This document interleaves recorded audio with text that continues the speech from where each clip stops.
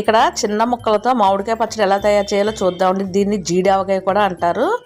ఇలా మామిడికాయలు తీసి శుభ్రంగా కడిగి ముచ్చుకులు కట్ చేసుకోవాలి. తర్వాత జిగురుని అంతటిని ఒక క్లాత్ పెట్టి శుభ్రంగా తుడిచి చిన్న చిన్న ముక్కలుగా కట్ చేసి ఒక 10 నిమిషాలు ఎండలో పెట్టుకోవాలి. ఇలా ఎండలో పెట్టుకోవడం వల్ల పచ్చడి తొందరగా పాడవదు. ఒక 10 నిమిషాలు ఎండలో పెట్టుకున్న తర్వాత ఈ ముక్కలను కొలుచుకోవాలండి. ఇక్కడ నాకు ఈ గ్లాస్తో 5 గ్లాసులు ముక్కలు అయ్యాయి.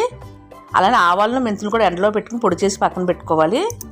5 గ్లాసులు మామిడికాయ ముక్కలకి 1/2 గ్లాసు ఆవు పిండి వేసుకోవాలి. 1 గ్లాసు నిండుగా కారం వేసుకోవాలి.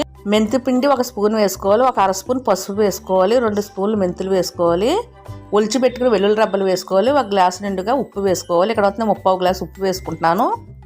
కొన్ని వెల్లుల్లి రబ్బలు మిక్సీ పెట్టి అది కూడా మెత్తగా చేసి వేసుకోవాలి. 1 గ్లాసు నిండుగా నూనె వేసుకుని ముక్కలు బాగా పట్టేలా కలుపుకుని ఒక జాడీలో కానీ ఒక డబ్బాలో కానీ వేసుకుని పక్కన పెట్టుకోవాలి.